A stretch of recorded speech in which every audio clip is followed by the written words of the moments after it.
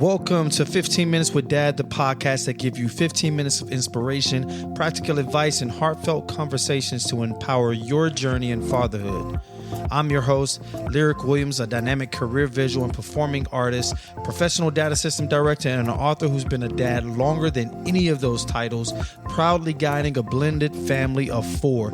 And here we dive into transformational strategies, real life stories, and actionable tips that helps you navigate the challenges of family life and divorce, all while growing into the best version of yourself. Whether you're looking to boost your emotional resilience, redefine your role as a father, or simply find balance in your everyday life, you're in the right place. So get ready to transform your fatherhood journey 1 minute at a time. Now let's get started. Welcome back to another episode of 15 Minutes with Dad, the podcast where we explore real fatherhood, emotional presence, and personal growth in action. I'm your host, Lirec Williams, a father of 4, creative leader, and someone who's learned that the mirror our sons look into every day is us. Today's episode is called The Father's Son Mirror, teaching healthy manhood through presence.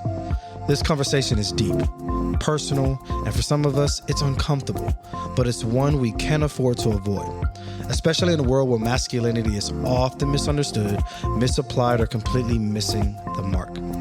We're going to talk about how sons form their identity by watching their fathers, what attachment theory teaches us about the father-son dynamic, the difference between healthy masculinity and performative masculinity, and how to heal the father wound by becoming the man your son needs. Let's get into it. Let's start with some facts. I'm going to talk about attachment theory, so stay with me at the beginning of this as we dive into this very deep topic. Attachment theory, developed by John Bowlby and expanded by Mary Ainsworth, teaches us that early relationships shape how we connect to others throughout our life. When it comes to sons and fathers, secure attachment in early childhood leads us to better emotional regulation, higher self-esteem, stronger relationships in adulthood, reduced anxiety and depression, and lower risk of violence, substance abuse, and emotional detachment. Now, what creates secure attachments? It's not perfection, it's consistency, responsiveness, and emotional safety.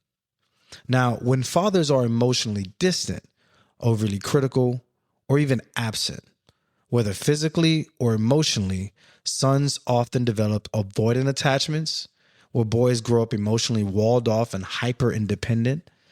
Anxious attachment, where boys feel they have to earn love or avoid disapproval from their significant other or people in their lives. Or worse, disorganized attachments, which creates chaos in relationships, identity confusion, and poor emotional control. This is how the father wound begins. And it doesn't just impact boys. It becomes the emotional foundation or dysfunction they carry into manhood. What does unhealthy masculinity look like in men?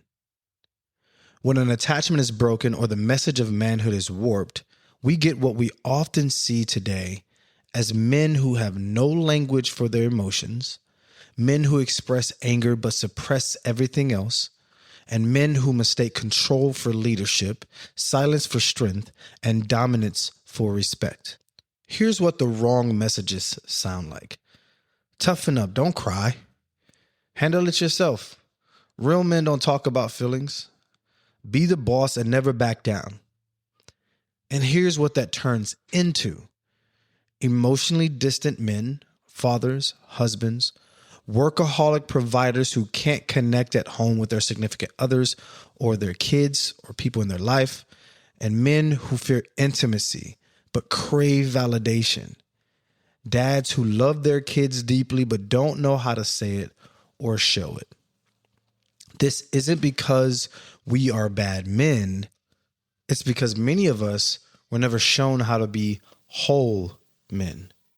And this is something that I struggle with as well. And I've struggled with over a huge chunk of my life of really trying to navigate people and relationships and women and all these different things. I didn't have my dad to really explain things to me. And I think that if my dad was in my life, he probably wouldn't be able to have explained it because he's also just not learning it.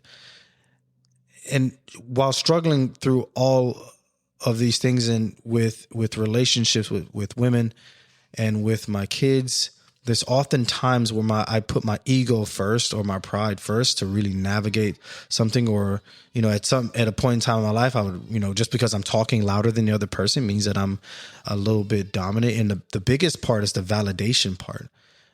I avoid strong feelings that people have towards me. Well, I used to do this quite often, but I used to avoid these intimate feelings, and I would engage with semi-fixed relationships with females where they were committed, but I wasn't fully committed for one reason or the other, and I didn't tell them. But being with them gave me validation because they expressed how good of a person I am. They expressed that I'm a good man and this and that and the other, but I never felt it for myself. And I've talked on many different episodes of past relationships that's gone terribly bad that could have been really great relationships, but because I was still developing as a man, where I thought just because I could get into a relationship that I was ready for one. And a lot of times, like when I got into relationships, is because I could serve a purpose, and I felt that I can do things for this person and they would love me because of it, because I'm capable. Because I felt like growing up, I was, weighing hand and feet for my grandmother throughout her, all of my life. But, until like the last couple of years before she passed, I spent my entire life of doing acts of service. And when I do it right, I got approval, or I got love, or I got, a compliment, or and that's like making her food, cooking dinner, cleaning up for her, changing out her bedpan, like literally being her provider. And that's what I thought love was. And going into my relationship, not really ever questioning my own attachment styles, I ended up in relationships where I initially was of value because I can do a thing. But then when it was time for me to be intimate with this person, I didn't really build that. I didn't have that form of intimacy because I felt all my I felt I did everything I was supposed to in a relationship because I was doing everything that they wanted me to do. And for a lot of men, that's the case. A lot of men don't know why their relationships fell because they feel like they're doing everything that this person wants, and they just don't. This woman just can't get enough. In reality, they either, it wasn't communicated properly because they're going through theirs, or we aren't even aware that this form of relationships exists, of how we attach to people, right? Like, just because you're old enough to have a relationship and you've been in it a long time doesn't mean you're doing it right. I wasn't doing it right. And I think I'm still not doing it right because I'm still learning how my attachment style affects the people that I love and the people that I'm with, even my daughter. Like, I'm learning how my attachment style has affected her, how I get anxious and anxiously avoidant. Like, I avoid those hard, crazy moments because of how somebody else might feel about them, or I negate how I feel in order to make sure people please and make sure that someone else feels good. And even if it goes against my boundaries or something that I hold dear, I'm still learning that as a 36-year-old man. I'm still learning that. And so I say that to you guys as this conversation is about you're a father's son, but really it's about you, whether you're a father or not, and as you navigate your manhood and navigate being a man, or navigate this world as a man, and, portraying your masculinity, how do we do it in a healthy way that, keeps us grounded and keeps us at bay, but also helps build the people around us? So let's flip it and talk about what healthy masculinity looks like in fathers. Like, healthy masculinity is rooted in presence, not performance. It values truth over toughness and connection over control. Here's what it looks like. Fathers who name and regulate their emotions. It's a big one. Most fathers bottle things up until it overcomes them, and they don't know what to do. And they feel like now they can't take it anymore. Now everybody got to hear what they got to say. That is the wrong way to go about it. That's toxic, guys. Dads who admit when they're wrong and apologize. You can have the best intentions and do something wrong to someone. Regardless on what your intentions are, it's important that you find how you wronged them and apologize. It won't take away from what you did, the value of why you did it. Just know that not everybody's going to be okay, and you got to be mindful that not everybody's going to be okay. And you can be there to help facilitate that just by simply apologizing and admitting if you're wrong. Men who create emotional safety for their sons to cry, question, and express. My plus son, Abraham, is a crier.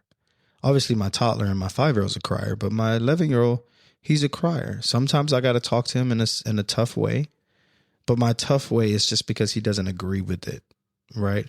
Or he'll like start raising his voice, and I have to tell him like, calm down. We're not yelling at each other. Why are you yelling at me? He gets frustrated or something, and he'll start crying. And I'm like, okay, go ahead and navigate that. Figure that out. Take a deep breath. Like, I understand that you're frustrated. And then we talk about it. And he talks and he tells me what I did wrong, and I apologize, and we navigate it from there.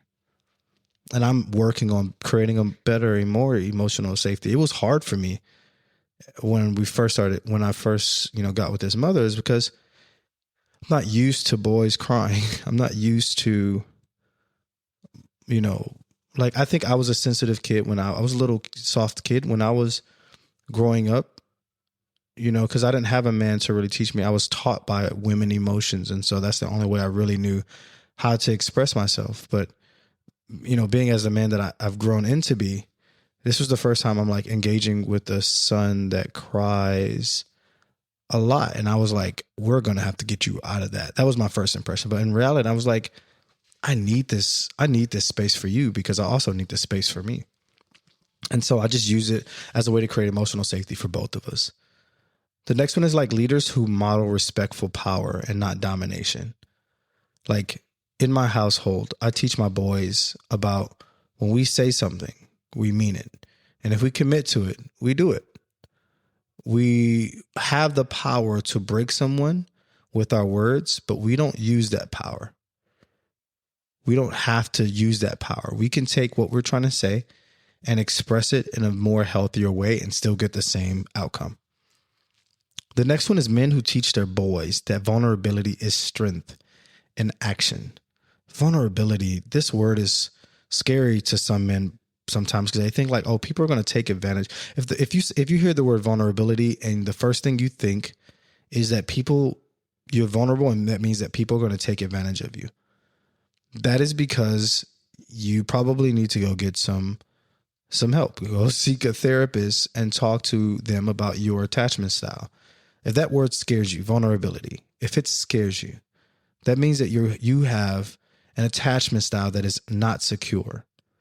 And that's something that we have to work on. I think most men are raised to have non-secure attachment styles because that's what makes us hard.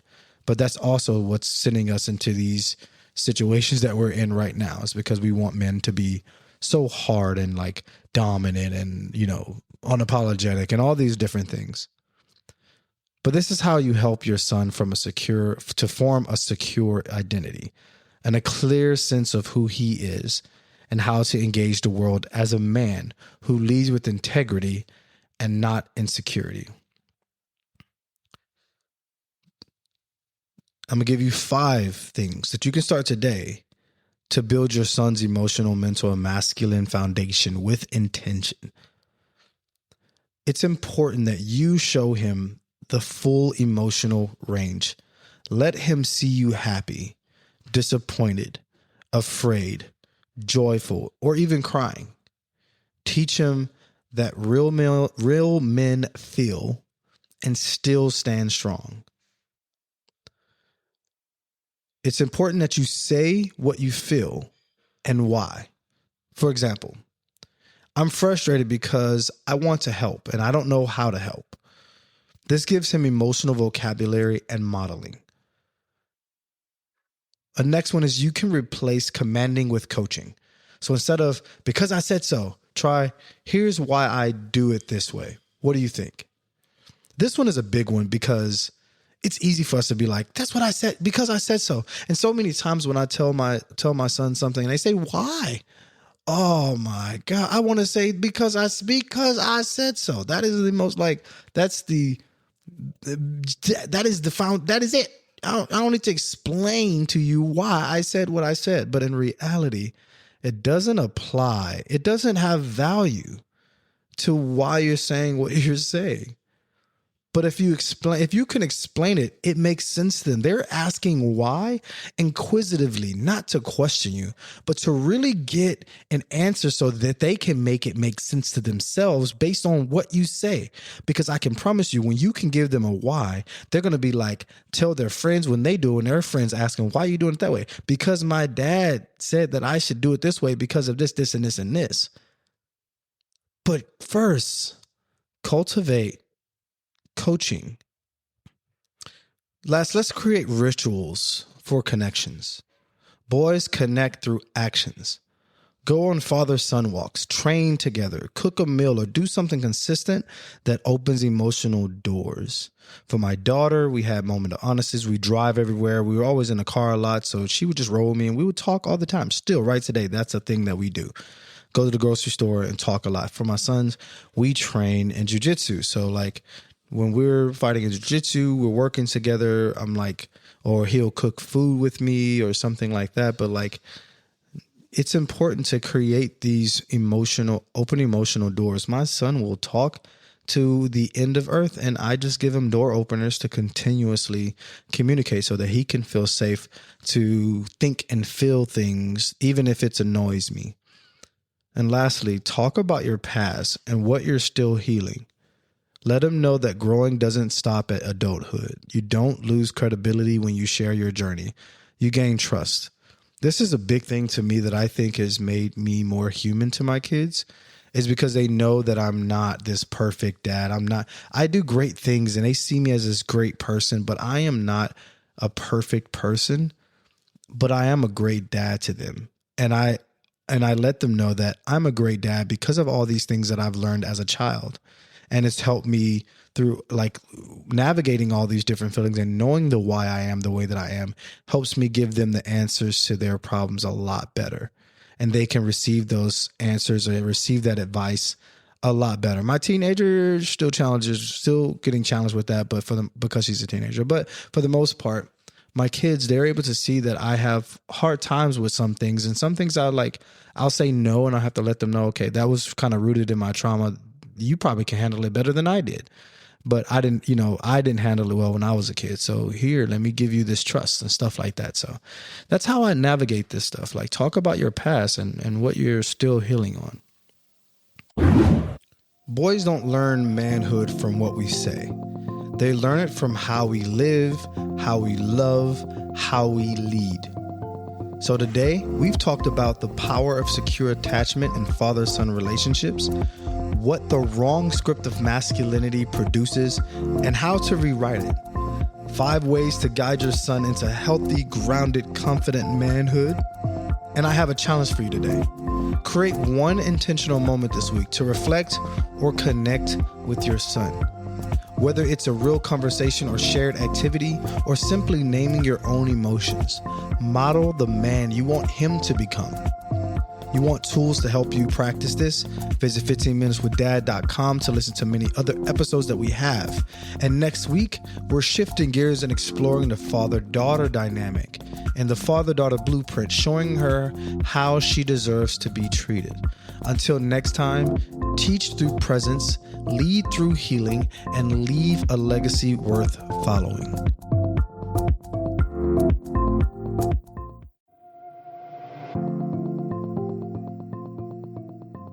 And just like that, we've hit an end of another epic journey here at 15 Minutes with Dad. I'm your host, Lirec, and I am thrilled to have shared this time with you. But guess what? The conversation is far from over. Want to dive deeper into the Dadverse? Check out our website at 15minuteswithdad.com and join our vibrant community on Instagram, Discord, and TikTok for your daily dose of dad inspiration and camaraderie. And here's something special. Subscribe to our newsletter at 15minuteswithdad.com for exclusive goodies and behind-the-scenes peeks you won't find anywhere else. Got a burning question or a dad moment that made you proud? We're all ears. Submit your questions and share those special moments with us for a chance to be featured and shout out on our show. It's your time to shine in our dad community, so tap in with our Discord, and our server is at 15 Minutes with Dad, so tap in for that. Engage with the community and you will be featured on our show. Each week we will do another feature, so join in. Love today's episode. Spread the love by sharing it with a friend and leaving us a review. Let's get the word out and grow our awesome dad family, because guess what? When you give us a review and you rate our podcast, you give everybody the chance to enjoy what you've enjoyed about this podcast as well. So mark your calendars, because new episodes drop every Thursday of the week. Ready for more heartwarming stories, laughs, and dad wisdom? We can't wait to have you back. But until next time, keep being the amazing dad you are. Every day is a new adventure and every moment is special. Catch you on the next episode. Love, peace, and chicken grease.